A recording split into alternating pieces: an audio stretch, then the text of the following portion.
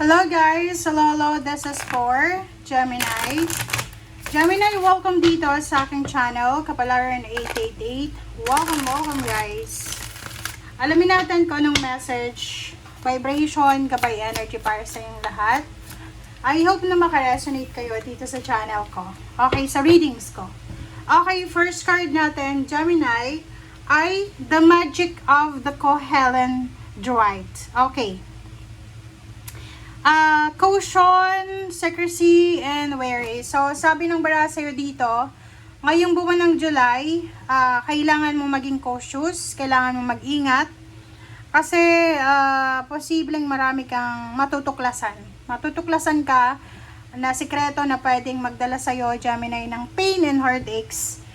Maging aware ka sa mga tao, sa environment, sa mga bagay-bagay na ginagawa mo everyday.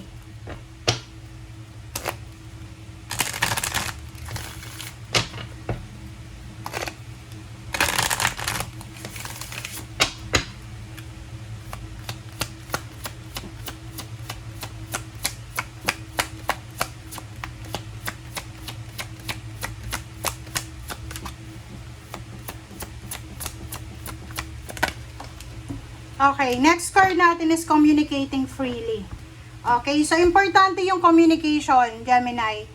Ngayong buwan na to ng July, sinasabi ng barahan na lahat ng mga issues, lahat ng problema, maaayos mo yan by communicating freely. Kumbaga, kung may mga gusto kang gawin, gusto kang sabihin, mga plano mo, kailangan yung communication is clear. Okay?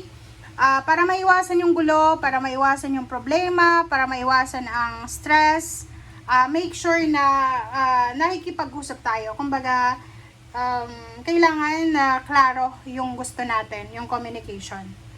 Okay? Para iwas misunderstanding din. Iwas na makagkaroon ka ng kaaway, kasagutan, ganyan.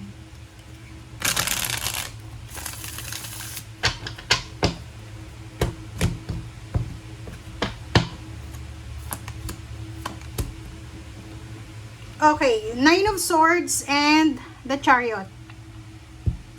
Dito sa dalawang barahan na to, sinasabi ng baraha sa'yo na meron kang kino-contemplate, Gemini. Parang hindi ka makatulog. Like for example, hindi ka makatulog kasi iniisip mo yung future mo eh. Parang iniisip mo, ano bang mangyayari sa akin sa future? May patutunguhan ba? May mapupuntahan ba tong ginagawa ko sa ngayon? Parang ganun yung mindset mo. Hindi ka makatulog, ini-insomnia ka sa sobra-sobrang focus mo sa future. Kung ano yung kahihinatnan ng mga ginagawa mo. Pwede din na namumroblema ka sa travel mo, namumroblema ka sa location, namumroblema ka sa sasakyan, parang ganun. So, paki-comment sa comment section if you're resonated. High Priestess and Justice. Wow! There's an incoming Gemini. So, ihanda mo yung sarili mo. Prepare yourself, Gemini, kasi sinasabi ng barahan na there's a future news regarding sa contract, visa, regarding sa karma, kasal, parang gano'n. Ito yung mga naka-focus sa future mo. So, prepare yourself kasi pwedeng mangyari to. Pwedeng mangyari. Kaya nga, maging aware ka. Kung lalaki ka na Gemini, or even lalaking Gemini, mag-iingat ka sa panliligaw mo. Kasi pwedeng yung nililigawan mo, ay may lihim talaga siyang gusto sa'yo, na pwedeng i-shotgun wedding ka, hindi ka pa ready para magpakasal. So, you need to be careful.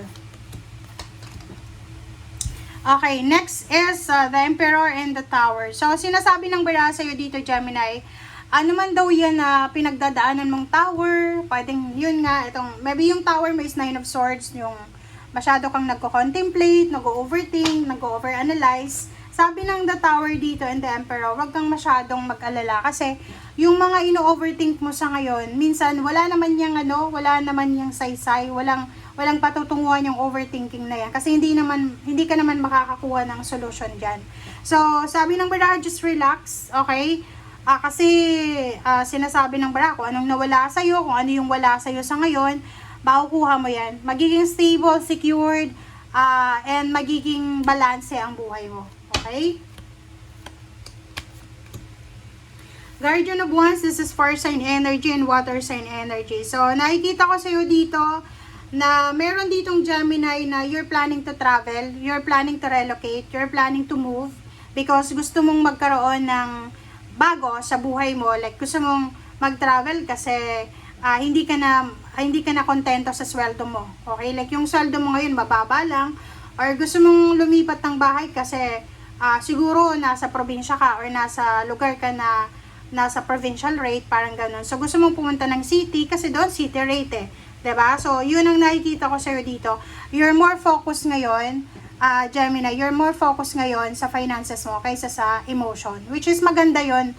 Sa panahon ngayon, guys, alam nyo ba, pag masyado tayong detached sa emotion natin, maghihirap tayo financially. 'Di ba? Tingnan nyo yung mga this is just my observation. Yung mga pamilya sa probinsya na ayaw magkahiwalay. Ayaw nila. Kailangan intact lang sila. Yung father, yung mother, yung mga kids, parang ganon. Nagtsatsaga sila sa mga provincial rate, parang ganon. Na kung iisipin, kung pupunta sila sa city or ibang bansa, yayaman talaga sila. 'Di ba? So, yun. Pero ang rason nila, masaya sila. So, just be it. 'Di ba? Elder of Pentacles, wow! So, yun. Sabi sa'yo dito, Gemini ng baraha, kailangan mong mag-take ng risk. Kung gusto mo daw, Gemini, na maging successful in the near future, kung gusto mo daw na maging maayos, secured yung finances mo, make sure na mag-take ka ng risk. Ganun talaga eh. Sumugal ka. Like, tingnan mo, pag gusto nating magkaroon ng mataas na sweldo, pag-a-apply tayo ng promotion, or yung iba na-promote talaga galing sa company, or kung gusto mong maging maayos yung mga benefits habang nagtatrabaho ka, syempre mag-a-apply ka sa isang company na alam mo na maganda yung company. Sugal yan eh, kasi hindi mo naman alam kung matatanggap ka ba or hindi. 'Di ba? So, kailangan mag-take ng risk. Alright, Ten of Wands and Five of Pentacles, oh. 'Di ba?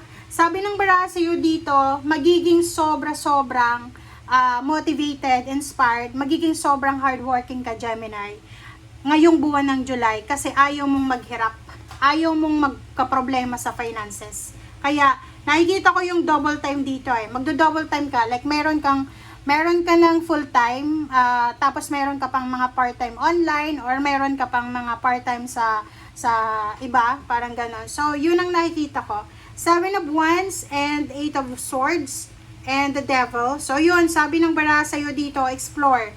Explore habang bata ka pa, habang malakas ka pa. Gawin mo yan, Gemini, as soon as possible. Kasi sayang ng oras, sayang ng panahon. Okay? Thank you, guys. Bye!